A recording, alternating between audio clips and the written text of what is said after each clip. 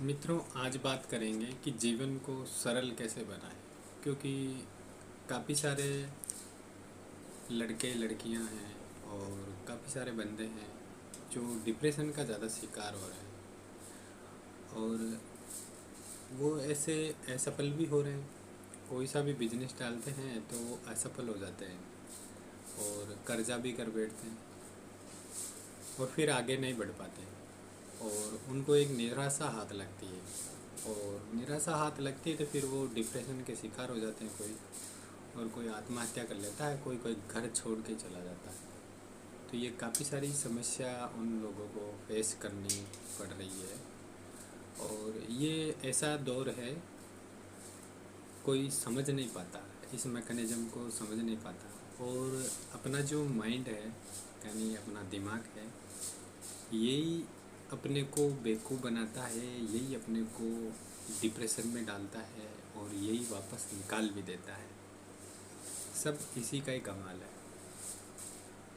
बस कुछ अपने को माइंड सेट करना होता है। माइंड सेट करने का मतलब होता है अपना जीवन सरल बनाना।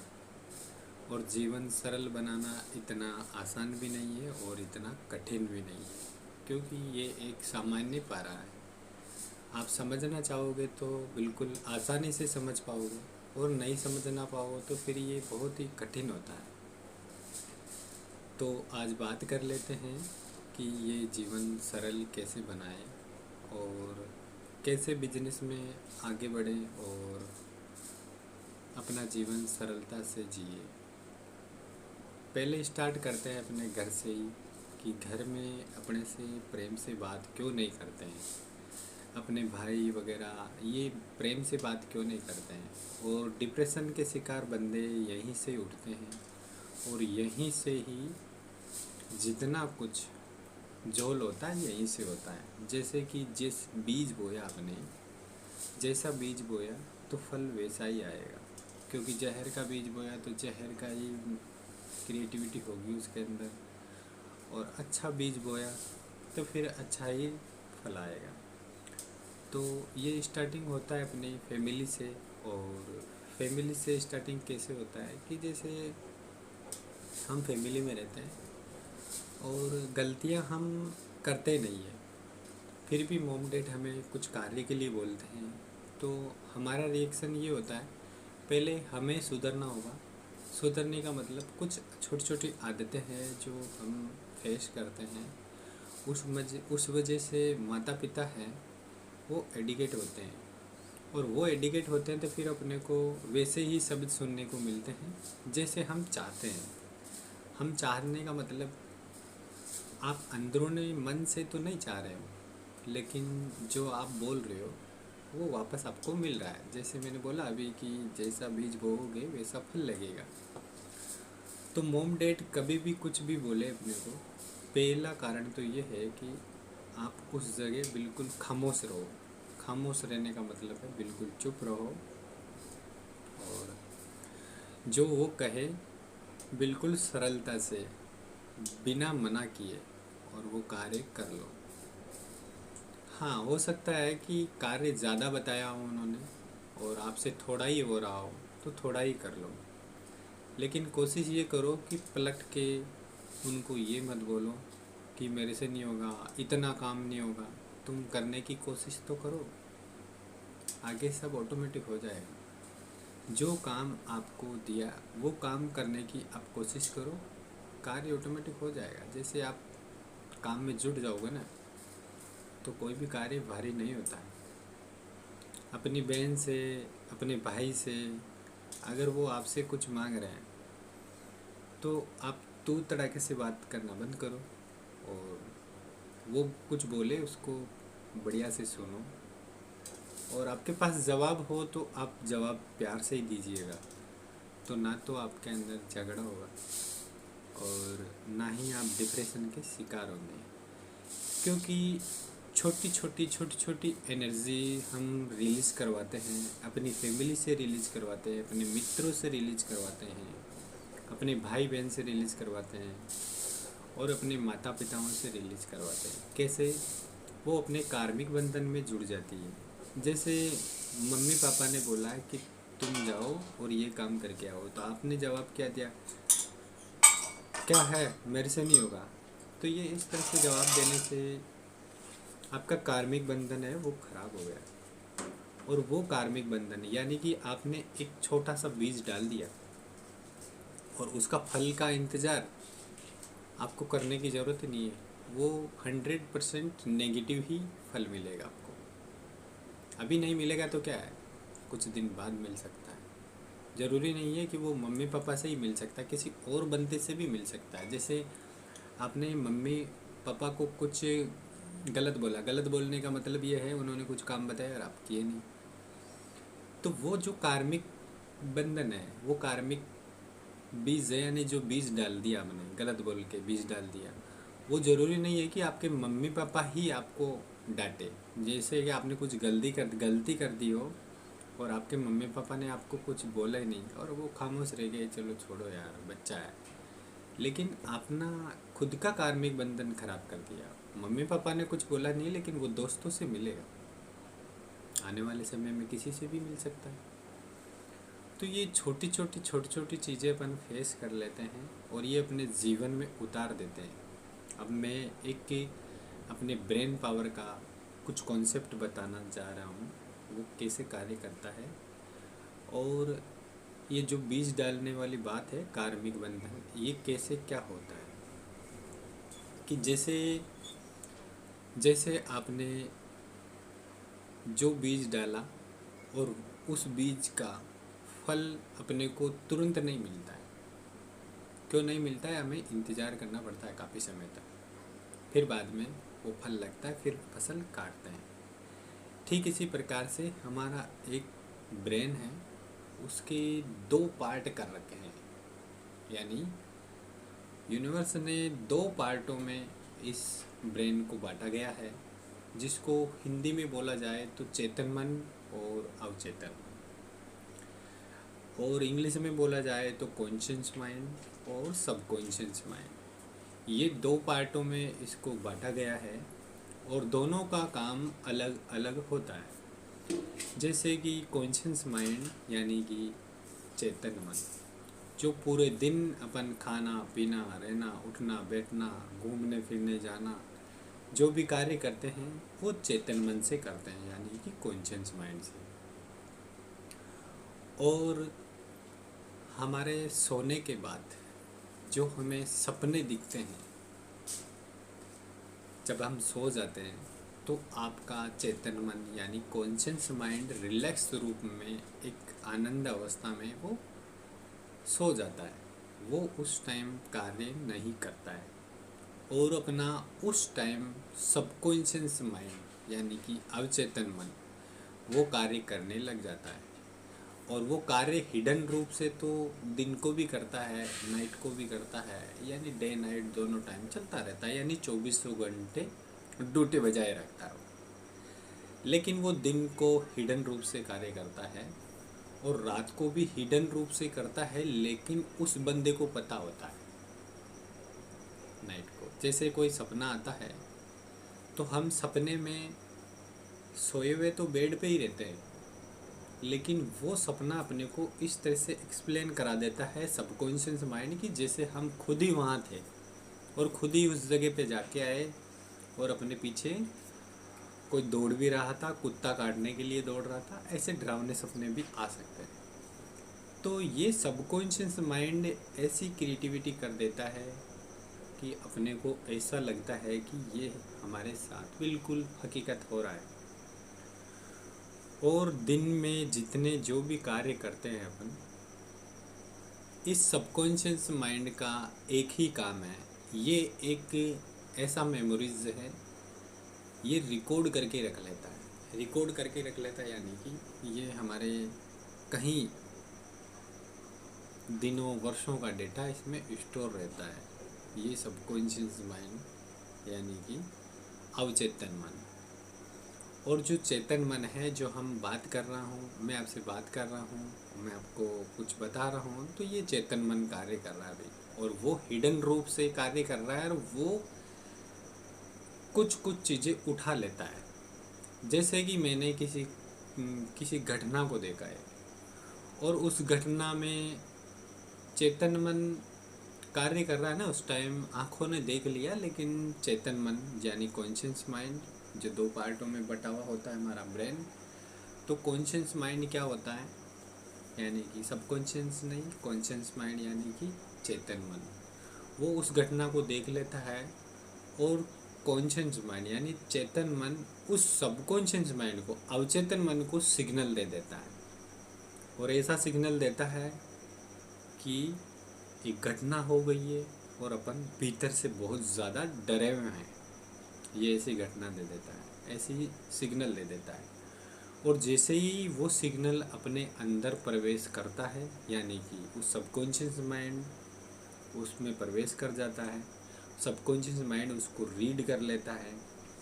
उस सबकॉन्शियस माइंड को ये पता नहीं होता है कि वो घटना अच्छी है या बुरी।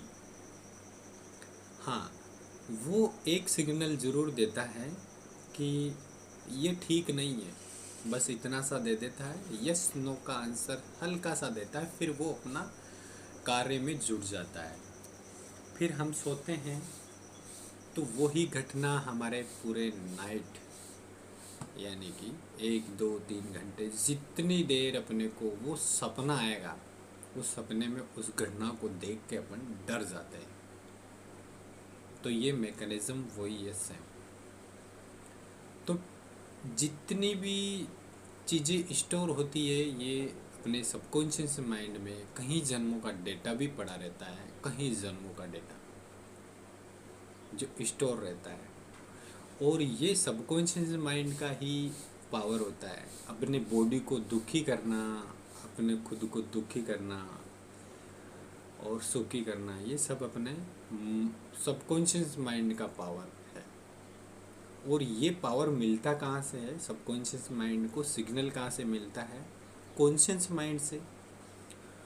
क्योंकि कॉन्शियस माइंड ही, मैंने अभी थोड़ी देर पहले कुछ बताया था फैमिली के बारे में, कि जैसे आपके पापा से आपने झगड़ा कर लिया, झगड़ा नहीं किया या प्रेम से कुछ बोला आपने, जैसे अच्छी एनर्जी रिलीज करवाई आपने। अच्छी एनर्जी रिलीज कराने का मतलब है आपके पापा को आपने सुबह उठ के प्रणाम किया, तो आपके पापा आपको आशीर्वाद देंगे, लेकिन हो सकता है ध्वनि प्रदूषण करके आशीर्वाद ना दे, ऐसे ऊपर हाथ करके ही वापस कर ले, हो सकता है ये भी ना करे, लेकिन उनके अंदर से सबकॉन्शियस माइंड से, उनके सबकॉन्शियस माइंड से एक ऐसी एनर्जी रिलीज होगी कि खुश रहो तुम, और वो एनर्जी आपके सबकॉन्शियस माइंड में सेटल हो जाती है।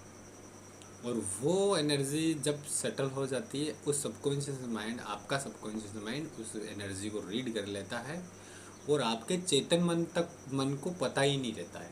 क्यों? क्योंकि आपका चेतन मन सामने देख रहा है, मतलब जागृत अवस्था में है, और जो कुछ हुआ आपको क्रिएटिविटी कुछ लगी ही नहीं, आपको पता नहीं है कुछ, आपको तो कुछ पता ही नहीं है ना आशीर्वाद मिला या नहीं मिला, लेकिन आपके सबकॉन्शियस माइंड को पता है आशीर्वाद मिला या नहीं मिला। क्यों?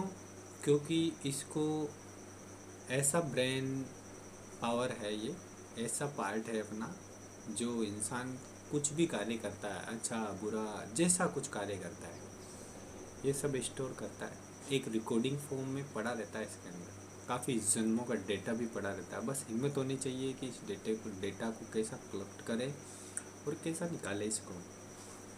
लेकिन अपने को डेटा निकालने वाली बात नहीं करेंगे, अपन ये वाला कॉन्सेप्ट ही रखेंगे।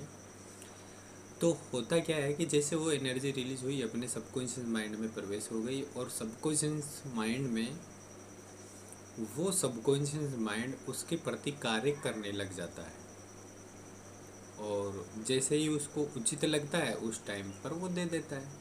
तो आपको ऐसे कभी लगा कि आप कोई कार्य करने जा रहे हो किसी इंसान के साथ, तो वो कार्य बहुत ज़्यादा गलत हो जाता है, और किसी इंसान के साथ सिर्फ वो कार्य का विचार बना है केवल, और वो जब रवाना हो जाता है तो पता चलता है उसको कि उसका कार्य रेडी है, तो ये क्या होता है, ये कार्मिक बंधन होता है, कार्मिक फल। जैसे मैंने अभी थोड़ी देर पहले बताया कि आपके पापा को आपने प्रणाम किया और हिडन रूप से आपके पापा ने आशीर्वाद दिया अंदर आत्मा से, जैसे कि उन्होंने सबकॉन्शियस माइंड से आशीर्वाद दे दिया, लेकिन आपको पता नहीं है, बॉडी से पता नहीं चला अपने को आशीर्वाद मिला या नहीं मिला, अपने पापा अपने से प्यार करते हैं या नहीं करते, मैंने प्रणाम किया क्या हो, रिएक्शन मिला या नहीं मिला, ये बहुत सारी चीज़ें अपने दिमाग में चल सकती है। लेकिन उन्होंने अपने सबकॉन्शियस माइंड से ऐसा सिग्नल रिलीज़ किया, वो नहीं चाहते हैं फिर भी वो रिलीज हो जाता है, और वो आपके सबकॉन्शियस माइंड में वही सिग्नल चला गया। और जैसे ही आप कार्य करने गए, यानी कि आशीर्वाद आपने आज के साल भर पहले लिया, 2 साल पहले लिया, लेकिन वो आपके कार्मिक बंधन में लेट आया थोड़ा, और वो लेट आने का कुछ रीज़न होता है, क्योंकि सबकॉन्शियस माइंड हमेशा अपने हिसाब से कार्य करता है और वो दे देता है। अब वो देता है तो हमारे अच्छे के लिए अच्छे समय में ही देता है। अब बहुत लोग बोलते हैं कि मेरे साथ इतना गलत क्यों हो गया, तो हो सकता है उन्होंने कभी किसी के साथ ऐसा किया होगा। क्यों? क्योंकि ये सबकॉन्शियस माइंड हर चीज़ रिकॉर्ड करके रखता है। हो सकता है तुम भूल सकते हो, लेकिन ये सबकॉन्शियस माइंड कभी नहीं भूलता है।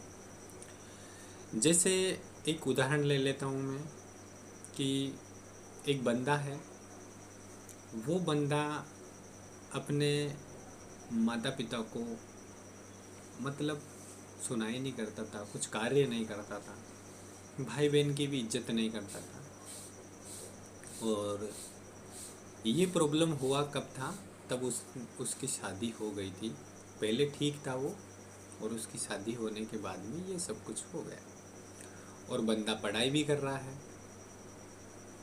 और सिर्फ माता पिता भाई बहन के साथ ऐसा ही व्यवहार है, बाकी सबके साथ प्रेम से व्यवहार है, बढ़िया बात करता है, अच्छा लगता है लोगों को, और सब बोलते हैं नहीं बहुत गुड लड़का है।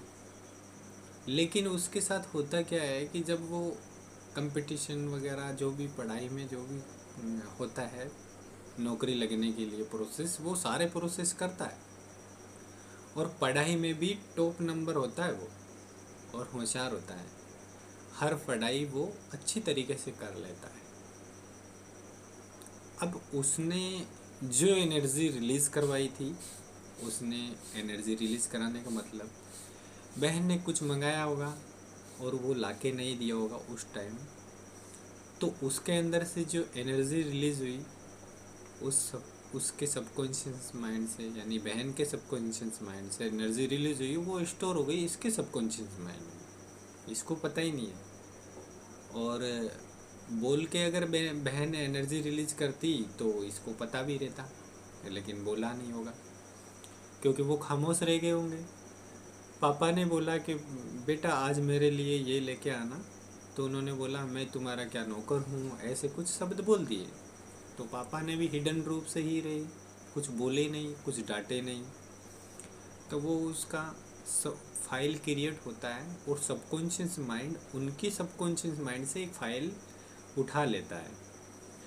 ठीक इसी प्रकार से मम्मी से, पापा से, जितने लोगों से, फैमिली मेम्बरों से नेगेटिव एनर्जी रिलीज कर दी उन्होंने, तो वो नेगेटिव एनर्जी उनके सबकॉन्शियस माइंड में स्टोर हो गई। और वो बंदा अब, यानी 5 years बाद, इतना पढ़ाई में टॉप पर वगैरह है, जॉब लगने के लिए कोई कमी नहीं है, हर एग्ज़ाम अच्छी तरीके से फाइट कर देता है और नंबर भी आ जाते हैं। लेकिन उसके साथ हो क्या रहा था कि वो एग्ज़ाम भी सही तरीके से क्लियर कर रहा है, जो भी कार्य है उनके सही तरीके से कर रहा है, लेकिन उनके साथ ऐसा हो रहा है कि वो जब भी सफलता के मार्ग में चढ़ता है और ऐसी कुछ प्रॉब्लम आ जाती है कि उसके दुश्मन खड़े हो जाते हैं। दुश्मन का मतलब, बल्कि वो उसको जानता भी नहीं है, लेकिन एक नए दुश्मन बन जाते हैं। और रही बात है कि पढ़ाई में इंटेलिजेंट, डिग्री वगैरह सब कुछ ओके हैं, फिर भी वो सफल नहीं हो पा रहा है। तो ये प्रॉब्लम उसको फेस हो रही है और वो इतना परेशान हो गया कि मैं अगर पैसे दे के अगर कुछ करूं तो वो भी मैं कर सकता हूं, लेकिन वो पैसे देने के बाद भी उसका कार्य सफल नहीं हो रहा है। और पैसे देने का तो कोई रोल ही नहीं बनता, क्योंकि हर चीज़ में वो टॉप पर हो रहा है, हर जगह वो सिलेक्ट हो रहा है, लेकिन पता चलता है कि उसको लेटर ही नहीं मिला, उसका ज्वाइनिंग लेटर ही नहीं मिला। और जब पहुंचता है तो काफ़ी लेट भी पहुंचता है। कुछ न कुछ कारण ऐसे हो जाते हैं कि वो असफल हो जाता है। तो ये सबकॉन्शियस माइंड क्या होता है कि इसमें जो स्टोर फाइलें थी अपने माता पिता के प्रति और किसी भाई बहन के प्रति, ये सब चीज़ें उनके सबकॉन्शियस माइंड में स्टोर थी। ये सबकॉन्शियस माइंड ऐसे कार्य करता है कि ये अपने को कहीं सक्सेस नहीं होने देता है, क्योंकि उन्होंने बीज ऐसे बोए कि फल भी वैसा ही लगेगा। इसलिए हमेशा हमें ऐसा कार्य करते रहना चाहिए कि बड़े लोग जब बोलते हैं ना कि आपसे बड़ा हो तो उसकी इज्जत करो, वो इज्जत करने के लिए इसलिए बोलते हैं क्योंकि आप इज्जत करोगे ना तो उनके अंदर से एक ऐसी एनर्जी रिलीज होगी, वो हमारे जीवन में बहुत ही फ़ायदेमंद रहेगी। तो बड़े बूढ़े लोग हमें इसलिए बोलते हैं क्योंकि ये एक ऐसी साइंस है कि इन्होंने वो साइंस अपने माइंड में पहले से ही चला रखी है, पीढ़ी दर पीढ़ी। क्योंकि ये बुक पढ़ते नहीं थे, ये अनपढ़ भी थे, तो ये दर पीढ़ी मतलब बताते गए। तभी तो वो बोलते हैं कि बड़ों का इज्जत करो, आपसे कोई बड़ा है तो उसको प्यार से जी लगा के बात करो। तो सब शब्दों का खेल है। आप किसी को जी लगा के बोलोगे ना तो वो कतई ही आपको गाली देने के लिए एग्री होगा ही नहीं। और आप किसी से प्यार से बात करोगे ना तो वो आपका रिएक्शन भी प्यार से ही मिलेगा वापस। और किसी की इज्जत कर लोगे तो उनके अंदर से, मूर्ख इंसान के अंदर से भी पॉजिटिव एनर्जी रिलीज करवा सकते हो आप। और वो पॉजिटिव एनर्जी अपने कार्मिक बंधन में सेट हो जाती है और वो कार्मिक बंधन अपने को सफलता दिलाएगा ही दिलाएगा। ज़रूरी नहीं है कि आप गवर्नमेंट नौकरी में ही सफलता मिले, बहुत सारे बिजनेस हैं जो खुद करते हैं। आपने देखा होगा कि बहुत लोग एक मूंगफली का ठेला चलाते हैं और वो मूंगफली शाम तक कम से कम 2 से 3 हज़ार रुपये तक बेच आते हैं, और एक जगह खड़े खड़े। और बहुत लोग इतनी मस्त शॉप खोल भी लेते हैं और सुबह से शाम तक एक ग्राहक भी नहीं आता। तो ये सब कार्मिक बंधन है। क्यों? क्योंकि वो एक ठेले पे होके भी बहुत पैसे कमा रहा है और इसने इतना पैसा इन्वेस्ट करने के बाद में भी उसके पास कोई धन नहीं आ रहा है। तो ये सब कार्मिक बंधन है। और बहुत लोगों की देखा होगा आपने कि पैसा जितना लगाया ना उसके 4 गुना आ भी जाता है। तो ये सब कार्मिक बंधन होता है, क्योंकि उनकी फैमिली से ऐसे ही वो मोम डैड की सेवा क्या करते होंगे। सेवा करने का मतलब ये नहीं है कि तुम पैर दबाओ, मालिश करो, ये तो आजकल बहुत कम लोग करते हैं, बहुत कम लोग। बस आप तो उनका पॉजिटिव एनर्जी रिलीज कराते रहो। पॉजिटिव एनर्जी रिलीज कराने का मतलब है आप सकारात्मक ऊर्जा, एक अवेयरनेस जगाते रहो, माता पिता से प्रेम से बात करते रहो।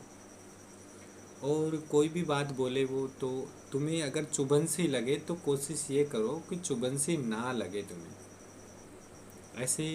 ऐसे विचारों में डालो, ऐसे अपने सबकॉन्शियस माइंड को ऐसे सिग्नल दो कि मेरे मॉम डैड ने मुझे डांटा है और वो डांटने का रीज़न ये था। आपको उसको सही स्टोरी बनानी है कि मेरे पापा ने मेरे को इसलिए डांटा क्योंकि मेरी ये गलती थी। तो आपका कार्मिक बंधन ठीक हो जाएगा। और बहुत लोग घर में से तो नेगेटिव एनर्जी रिलीज करवाते ही हैं, लेकिन सामने वालों से भी करवाते हैं। कैसे बात करते हैं तो और बेटा कैसे, मतलब दोस्तों को बेटा बोल रहे थे, फिर वो बोलेगा अरे तेरे को क्या काम है यार। हो सकता है उसके नेगेटिव एनर्जी रिलीज कर दी हो, अंदर से कर दी हो, सबकॉन्शियस माइंड कर दिया हो, वो कुछ बोला नहीं है तो क्या है, उसके अंदर से एनर्जी रिलीज तो होगी ना। आप अपने दोस्तों को तू तड़ाके से बात भी कर रहे हो, तू तड़ाके का बात करने का मतलब है कि आप प्रेम से बात नहीं कर रहे हो, जिससे कि गलत तरीके से बात कर रहे हो, और अपने से बड़े हैं फिर भी आप नाम लेके बात कर रहे हो, तो ये एनर्जी रिलीज होती रहती है। तो ये बड़े लोग इसलिए बोलते हैं कि बेटा तुम अपने से बड़े हो, प्रणाम किया करो और प्यार से बात किया करो, और अपने से बड़े हो उनकी हमेशा इज्जत किया करो।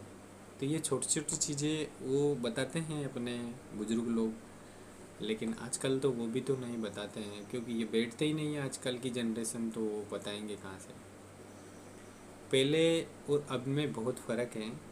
अभी काफ़ी सारे बच्चे सुनने में थोड़ी प्रॉब्लम आ रही है। सुनने में प्रॉब्लम का मतलब होता है जैसे कि एक मोबाइल होता है और उस मोबाइल में एक सिग्नल क्रिएट होता है, जैसे नेटवर्क होता है, उस नेटवर्क से हज़ारों करोड़ों सिग्नल उन्होंने डाल रखे हैं कि हज़ारों करोड़ मोबाइल इससे कनेक्ट हो सकते हैं। तो एक सिग्नल में जो फ्रिक्वेंसी चलती है कम से कम 300 से 400 फ्रिक्वेंसी चलती है, और अभी तो 500 से 600 चलती है, जैसे उदाहरण के लिए, है कि नहीं। तो हम इस फ्रिक्वेंसी को थोड़ा कम मानते हैं, जैसे कि 10 मानते हैं। 10 फ्रिक्वेंसी चलती है एक सिग्नल में, और हम जब बात करते हैं तो वो 10 फ्रिक्वेंसी के ऊपर कार्य करता है। और फ्रिक्वेंसी अगर 10 यानी कि 2 ही रह जाए, यानी कि 8 फ्रिक्वेंसी अगर ना मिले तो फिर भी बात हो जाती है कि नहीं। और वो 10 फ्रिक्वेंसी प्रॉपर आए तो फिर भी बात हो जाती है। ठीक इसी प्रकार से जितने भी बंदे हैं ये जो अभी जनरेशन के, यानी कि 2005 के बाद में जितने भी बंदे जन्मे हुए हैं, 2001 से इनके बाद में 2000 के बाद में जितने भी बंदे जन्मे हुए हैं, और 2010 में जो जन्मे हुए हैं उनका फ्रीक्वेंसी लेवल बहुत ही कम है। जैसे कि जो 1990-93 वहाँ जन्मे थे उनकी फ्रीक्वेंसी लेवल है 5, यानी कि सुनने की जो सुनन शक्ति है वो 5 है। यानी कि वो बैठे होते हैं तो आसपास में कुछ भी आवाज़ हल्की सी भी आए तो वो एकदम से देख लेते हैं कि मेरे पास कोई है या इधर कोई आया या मेरे को कोई आवाज़ मान रहा है। ऐसी छोटी छोटी आहटों को भी वो महसूस कर लेते हैं, क्योंकि एक फ्रीक्वेंसी अगर एक जगह बिजी हो, जैसे कि मेरा वीडियो बनाने में बिजी और कहीं से आवाज़ भी आई ना तो मैं उधर नज़र भी कर लिया, तो ये 10 फ्रीक्वेंसी चल रही है ना एक सिग्नल में। उस 10 फ्रीक्वेंसी में से जो 2010 के बच्चे हैं, उस 10 फ्रीक्वेंसी में से उनकी सिग्नल, एक सिग्नल में 10 फ्रीक्वेंसी पैदा ही नहीं हुई। जब वो उनके ब्रेन बनाया गया, यानी कि उसकी बॉडी को बनाया गया, जैसे उसको निर्मित किया गया, वो केवल 2 ही सिग्नल, यानी एक ही सिग्नल में केवल 2 ही फ्रीक्वेंसी पैदा हुई, यानी कि 2 ही रहे। जब वो मोबाइल चला रहे होते हैं तो उनका फोकस केवल मोबाइल में होता है, और कोई आवाज़ मारता है तो ज़ोर से आवाज़ नहीं मारता, तब तक उनको सुनाई नहीं देता है। ऐसा लगेगा आपको कि ये बहरे हैं, और आप वो बातें कर रहे होंगे और आप मोबाइल भी चला रहे होंगे, लेकिन फिर भी आपको पूरी तरह से उनकी बातें भी ऑब्जर्व कर लेते हैं और अपने मोबाइल में भी ध्यान भी रख लेते हैं। तो ये होता है सिग्नल, यानी कि 5-6 सिग्नल हो तो दोनों तरफ कार्य कर लेते हैं। तो ये 2010 के बाद के बच्चे हैं, इनमें तो सिग्नल एक ही हो गया है, एक ही सिग्नल में एक ही फ्रिक्वेंसी हो गई है। तो ये जिस चीज़ पे ज़्यादा ध्यान रखते हैं तो वो उसी चीज़ में घुस जाते हैं, ऐसे लगता है अपने को। ज़रूरी नहीं है कि मोबाइल चलाने वाला बच्चा ही ऐसे होता हो, नहीं। मैंने स्टडी किया है कि जिस बच्चे के पास मोबाइल नहीं है और वो मोबाइल देखता भी नहीं है, सिर्फ पूरे दिन में अगर 5 मिनट 10 मिनट मोबाइल मिल सकता है उसको, वो भी नहीं मिल रहा है, उसके भी यही सेम प्रॉब्लम फोर्स हो रही थी। तो मैंने देखा कि ये प्रॉब्लम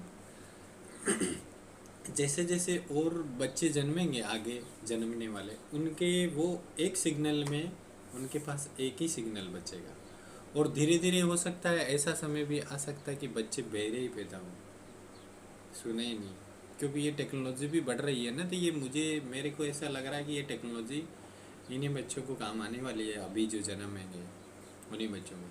और पहले के जो पुराने लोग थे, उस टाइम मोबाइल तो बहुत दूर की बात है।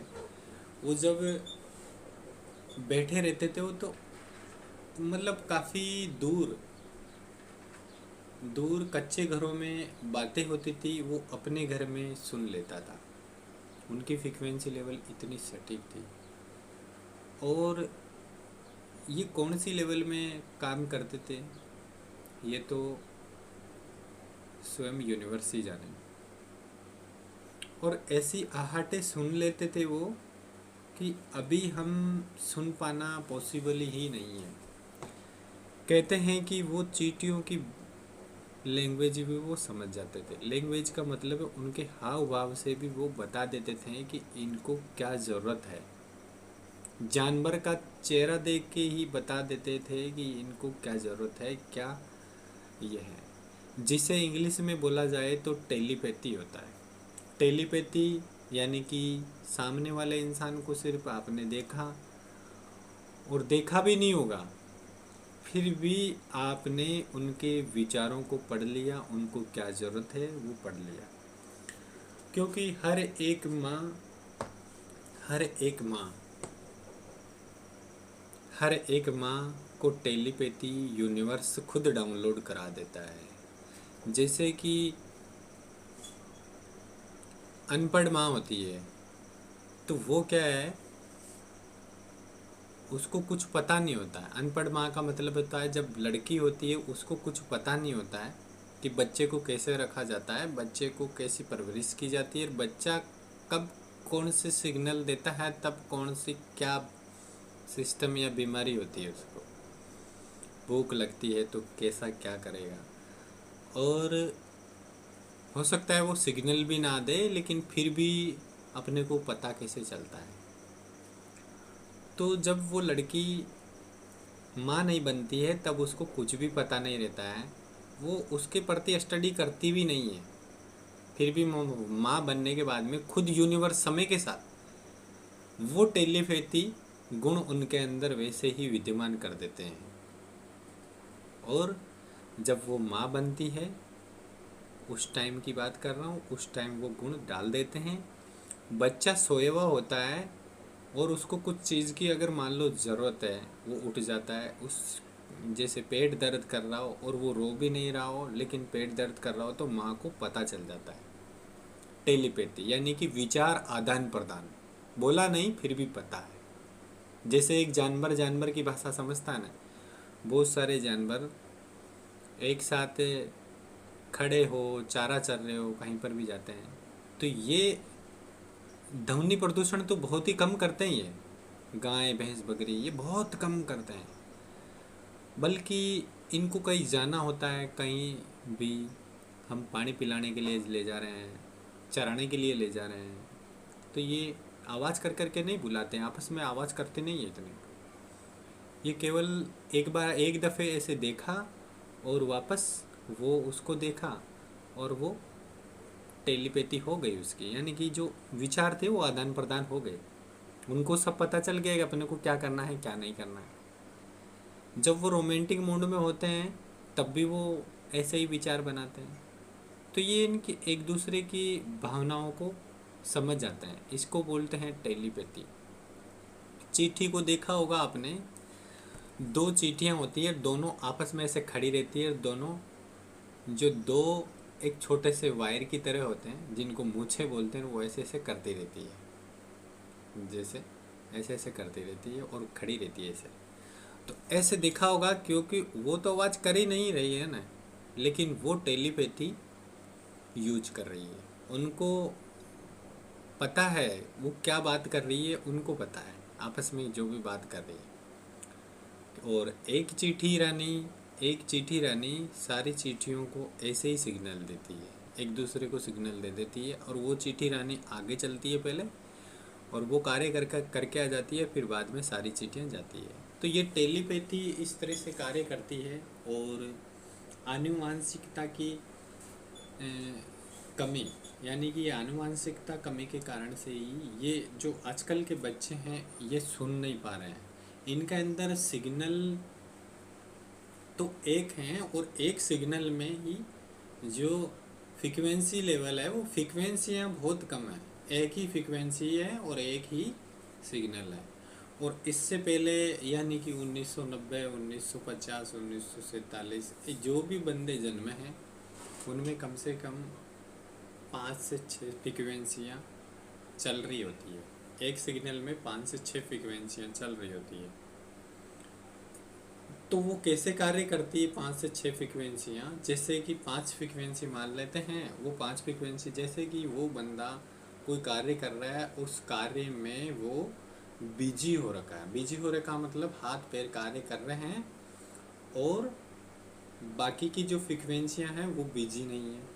तो अगर उसको कोई हल्की सी आवाज़ भी देगा ना तो वो उधर भी एकदम से देख लेगा। तो ये दूसरी फ्रीक्वेंसी काम कर रही है, ये भी बिजी हो जाती है।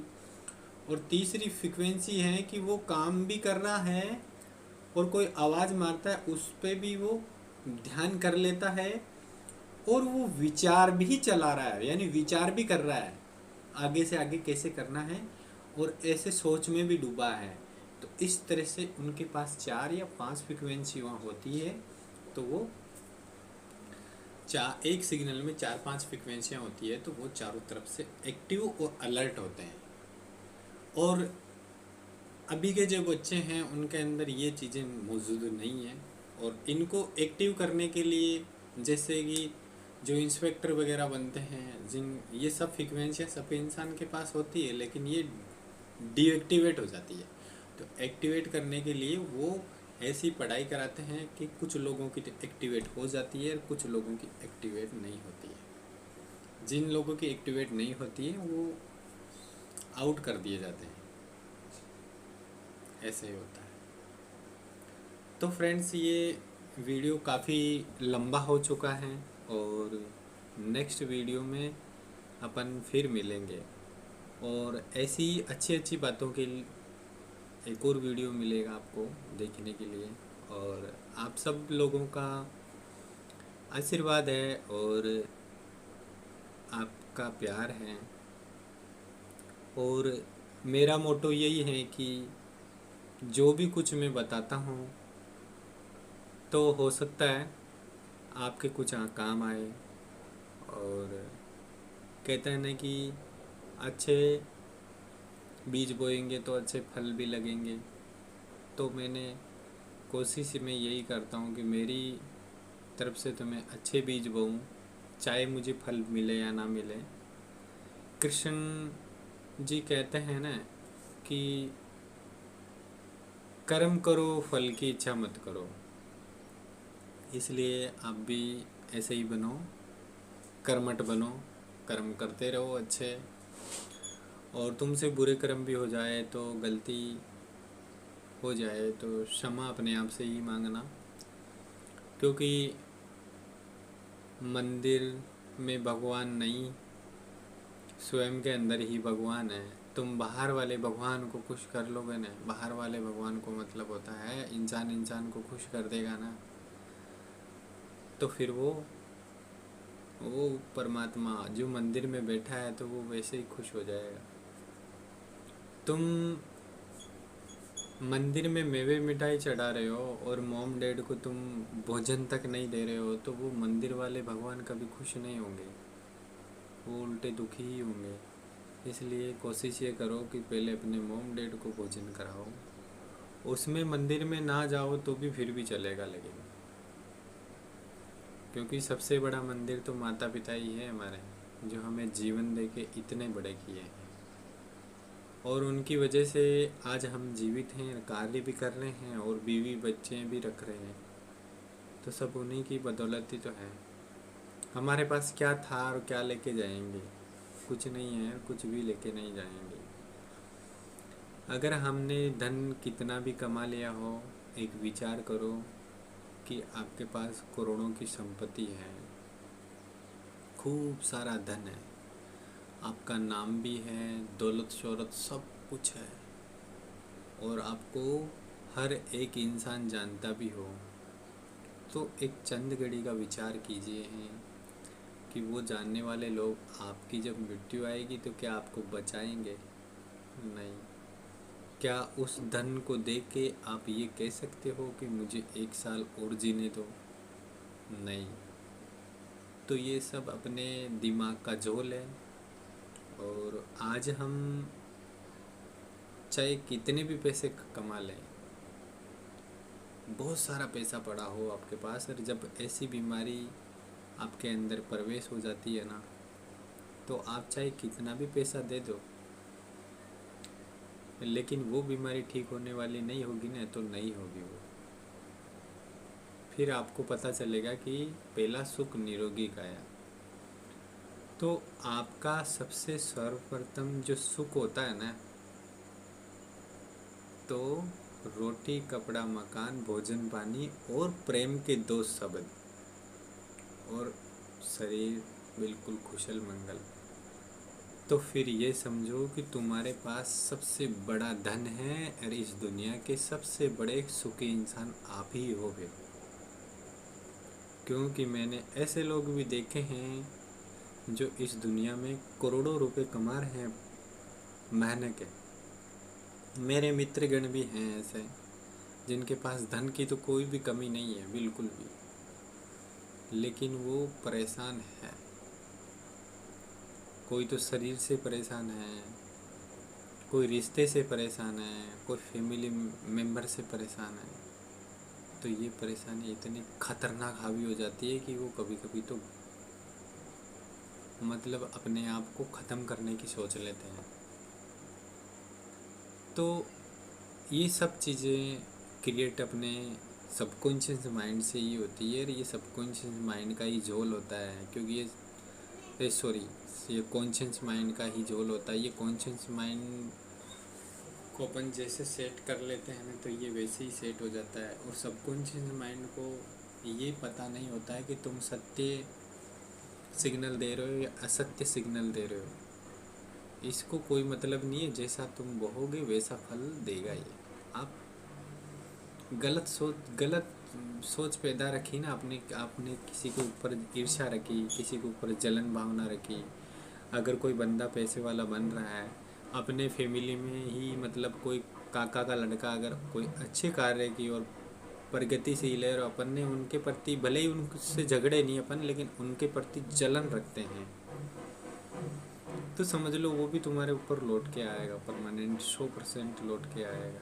क्योंकि ये सबकॉन्शियस माइंड है ना, हमें वैसा ही देता है जैसा हम रिलीज करते हैं। तो कोशिश ये करिएगा अपने कार्मिक बंधन को ना बिगाड़े, और कुशलता से जिए, और सबके प्रति सम्मान भावना रखे, किसी के प्रति ईर्ष्या ना रखे। बस ये ध्यान रखिएगा। और नेक्स्ट वीडियो में फिर मिलेंगे। तब तक के लिए नमस्कार। जय हिंद, जय भारत।